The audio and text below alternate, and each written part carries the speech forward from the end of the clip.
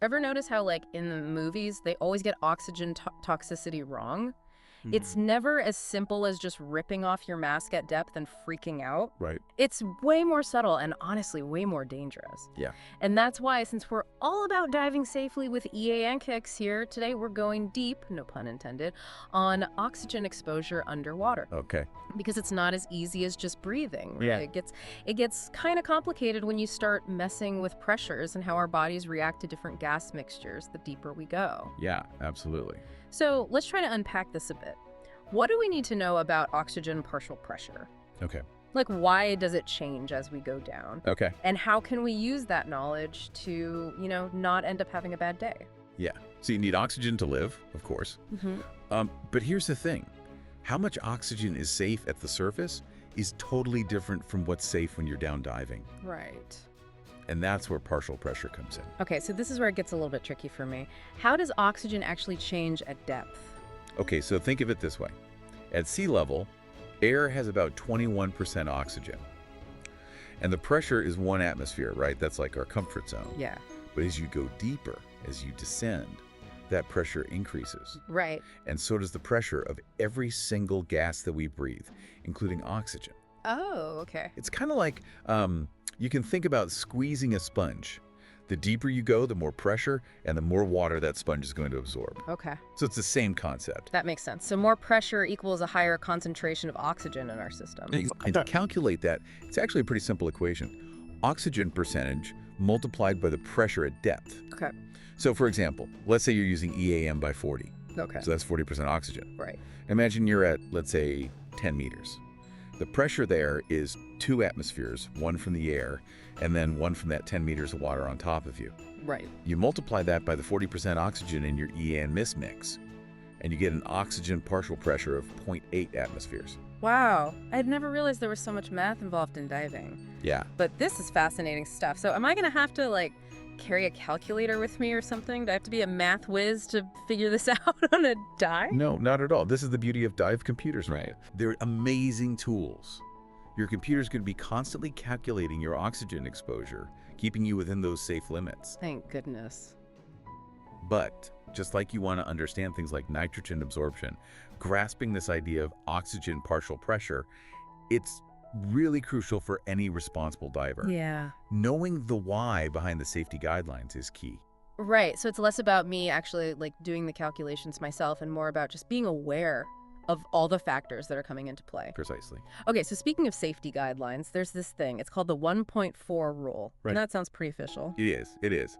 The 1.4 rule refers to the maximum oxygen partial pressure that is considered safe for most divers, which is 1.4 atmospheres absolute, or ATA.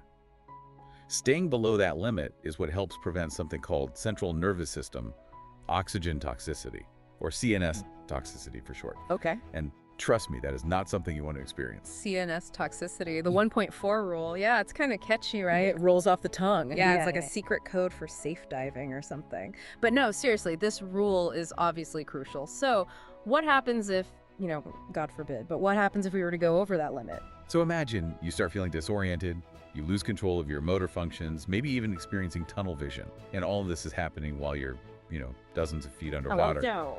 That's CNS toxicity, and it's a very real risk if you exceed those safe oxygen limits. Okay, that is definitely not on my diving bucket list. That actually leads perfectly into my next question. How do we make sure we stay on the right side of that 1.4? Our computers are keeping us safe, right? Absolutely. That's what they're for. They're designed with that 1.4 ATA limit in mind. Okay. So as long as you set it up correctly. For the EAX blend you're using, it'll keep you in that safe zone. Okay, so double checking those settings before every dive, super important. Absolutely. It's like checking your air before you jump in. Essential habit for safe diving. Right, yeah, for sure. That makes total sense. But isn't there another factor here too? Something about how oxygen affects our no-stop limits? You're spot on. So we know our dive computers track our nitrogen exposure Mm-hmm. to prevent DCS. Well, they're also keeping tabs on that oxygen exposure, making sure those levels don't get too high either. Okay, so it's almost like there are 2 clocks running at the same time. Exactly. One for nitrogen and one for oxygen. Precisely. And just like with nitrogen, exceeding those oxygen limits can cut your dive short. So even if my nitrogen levels are totally fine, my computer could tell me to surface sooner because of oxygen. Exactly. Imagine you plan a 45-minute dive, Yeah. but you go a little deeper than expected. Yeah. You bump up against those oxygen limits, and your computer says, sorry, you've only got 30 minutes left. Oh, wow. Yeah. Okay, yeah, that's a really good example. It really shows how important it is to stay aware of both those limits. And that's why, going back to what I said before, inputting the right EANX blend into your computer before each dive is absolutely crucial. Because if it's accidentally set for a lower oxygen percentage in what you're breathing, it's going to give you a false sense of security. Right? It's like telling your computer you're diving on air when you're really on EANs. Yeah, that could be bad. It's all about, being aware and informed. I mean, that's why we're doing this deep dive today, right? We couldn't agree more. Awesome. So speaking of being prepared, what happens if things go a little off plan on a dive? Like, what if we accidentally go a bit deeper than we meant to, and we go over those limits? So in a perfect world, we'd never exceed that 1.4 ATA limit. Right. But to account for those just-in-case moments, we have what's called the contingency oxygen partial pressure limit, which is 1.6 ATA. Okay. Now, this isn't a target. This is an absolute emergency ceiling. So like a safety net. Exactly.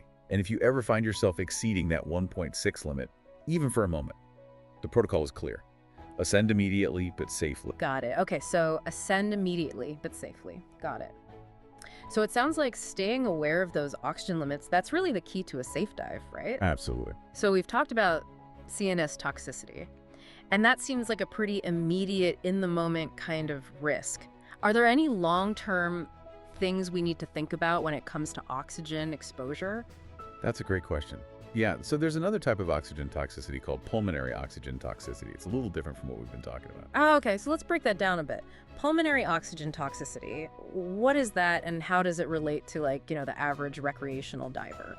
Well, the name kind of gives it away. Pulmonary meaning it involves our lungs. Right. And it happens when they're exposed to high oxygen partial pressures for a really long time. Much longer than what's typical for, your average recreational dive. Okay, so this is more like something that technical divers who are using much higher oxygen concentrations, they need to worry about that. But not really something that I, as a recreational diver, need to be losing sleep over. Exactly, yeah. It's more about just kind of, being aware of the bigger picture. Okay. Even if you're managing those immediate risks like we talked about, that CNS toxicity perfectly. There are still those long-term considerations for diving responsibly. It's about respecting the underwater world and our place in it, right? Yeah, that's a good point. It's not always about how deep can we go, how long can we stay. Sometimes it's about just appreciating those, those smaller details and understanding the science behind it all. Couldn't agree more. Dive conservatively, respect those limits, and keep in mind that everyone's physiology is a little bit different. What might feel totally fine for one diver could push someone else beyond their limits. Yeah, it's all about listening to your body and your dive computer.